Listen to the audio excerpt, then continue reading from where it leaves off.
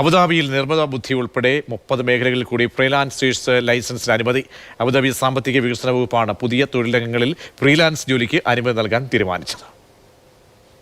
Artificial intelligence development, electronic and systems software designing, oil and gas production software designing, computer system programs, 3D imaging production model, online players support തുടങ്ങിയ പ്രവർത്തന രംഗങ്ങളിലാണ് freelancers license അനുവദിക്കുക.